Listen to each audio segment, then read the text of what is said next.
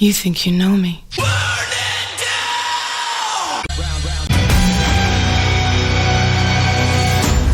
Alright folks, getting ready to go out on the SRS now from Zero. Getting ready to go out again. I'm having so much fun riding these Zeros. Not sure I would buy one necessarily. Like I said, I think my biggest thing is I need a lot of range on a bike, but I'm always willing to have fun on a bike like this. This is the SRS. This is a more sporty model. I did more of like the dual sport the first time around. This one, I'm going to tell you, the seat's a lot more comfortable on it. Like, I'm very comfortable riding this bike. You know, I'm not a fan of having my knees back behind me like this, but I'm getting used to it though. Got to get used to gripping the tank with my knees too, which it's actually not a gas tank necessarily, but it is a storage area. You can actually add another battery or a charger to it. You can double up on the chargers. Do eco mode again to start off. Hopefully this time I can get somebody to actually go in their lane though. Alright, which lane is he going in? There we go. Get a little busy with the traffic up here in Buffalo too, so I say I do like this one though. A little different, trying to get used to the leg position and being hunched over a little bit, but I say I could get used to it really quick. The seat's comfortable. I think the grips could be a little bit thicker. I'm used to having thicker grips and stuff on these too. This bike does have cruise control on it. It's got the different modes on the screens. So, yeah. It's definitely got a lot of features on this bike. That's you can connect your phone to it. You can do a customized mode for whatever you want to do, speed-wise or eco-wise. They already have the pre-programmed modes, but there's definitely customizable. You can upload maps to it. I think you pay a little bit extra to do maps on the controls. I was talking to some of the people running the event from Moto Z. They got people that come from across the country with the demo truck. So, and he was talking about it. They know a lot. They're very smart when it comes to this. Polaris has a deal with Zero for the Razor. They're making an electric Razor using the Zero engine.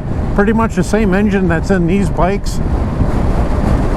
It's still going to be one engine, two-wheel drive, I think. I'm not sure if about four-wheel drive. I really don't know that much about the Polaris Rangers. I was kind of hoping they were talking about doing something with the Indian too. It'd be nice if Indian switched over and had an option for electric. Not that I'm going to buy it necessarily, but I'll definitely go out and test it out. Find a way to test one out at the dealership. Let's say this one has a small fairing on it. This is like your typical sport bike position. Let's say I'm actually more comfortable on this than I thought I would be. I wanted to take the dual sport out thinking I was at least used to the dual sport bikes. This definitely corners pretty good, even with the little bit lower speed. I don't feel like the weight's all at the bottom. Like the weight on these is all at the bottom, so it's not top heavy at all. These bikes are already light as it is. Let's say I think this bike only weighs like 500 pounds, so it's lighter than my Indian Scout for sure. But it'd be nice to actually, if didn't have any traction or traffic out here some point, so I can actually get on the throttle a little bit. I'm gonna try and go to Zero and do a longer ride. They invited me to come up there and do some demo rides. They're really nice people. They don't have it at their dealership today because their dealership's a small one. But I'll say these bikes are made in California. The brakes are similar to what would be like on a BMW. They're Bosch. Suspension feels pretty good. This bike's actually pretty smooth. This is a pretty decent road, but bike feels smooth. Let's say I'd be comfortable on this for a while. I'm not a fan of being hunched over like this position necessarily.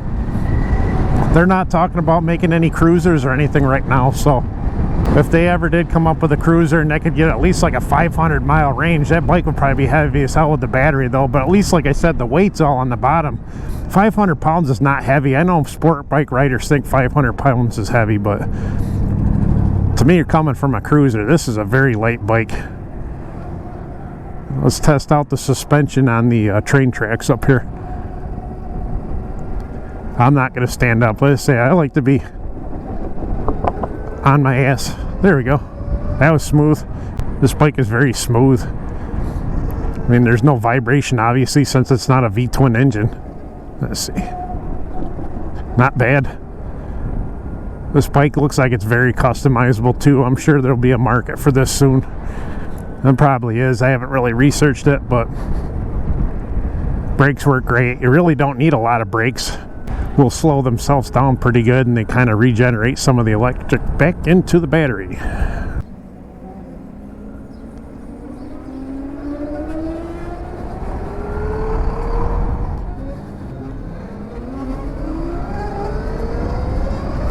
I do believe they said these have the equivalent of about 144 foot-pounds of torque, if I'm correct.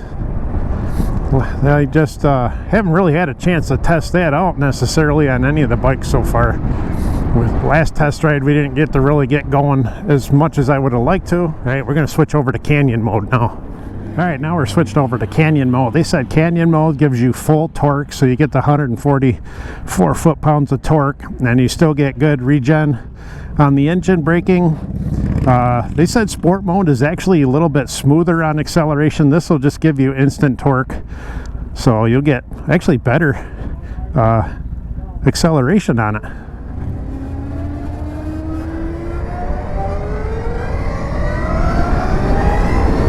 Yeah, I can feel my arms pulling on that. I'm not even half throttle yet. I don't know which side this guy's gonna go on, so I definitely got to get up to 0 and do a ride when there's not as many people going on the ride. I want to be able to open this thing up. It's kind of hard to do that when you're doing a demo ride in the city, but I could feel that difference big time between canyon mode and eco mode. Eco mode's still pretty quick though. I want to be able to get on it, get on the highway. So say I would have a hard time getting full range out of this bike with all the torque. Yeah, you do get I know the other bike I took out, it didn't have the canyon mode. They only had the sport mode, and it definitely would coast a lot easier. So it didn't have the regen, it didn't have the braking like the other one did. These ones do.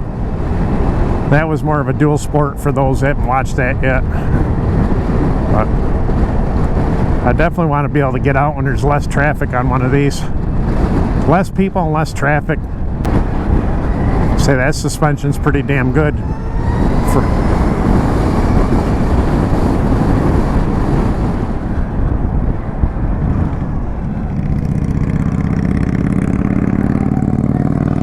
This bike definitely corners and goes around even with slow speed maneuvering. I got to get better about using my brakes though. Let's say I use that engine regen quite a bit to slow down.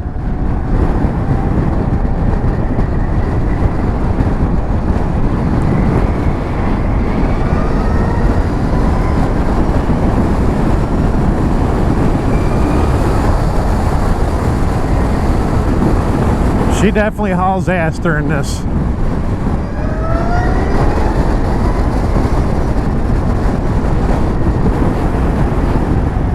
These people slow up way too early. Let's say I definitely want to get one of these out on the highway, let it rip at least once. So everybody gets going and then stops.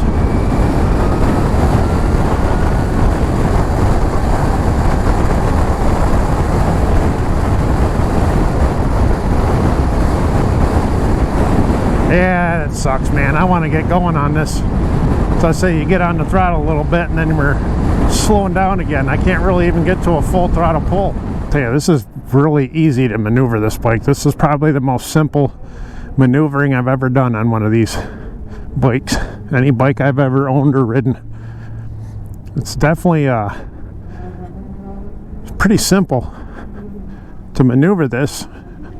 As I said, they're not top heavy at all. They're all the weight's in the bottom of these, and it's still 500 pounds. It's not that heavy.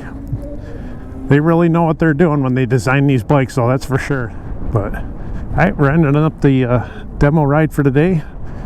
Hopefully I gave you some information and input on Zero. If you don't get a chance to go out and try one, even if you don't like electric and you're a V-twin guy like me, or a regular gas sport bike guy, go ahead and give one of these a try if they're in your area. Thanks for watching. Bye for now.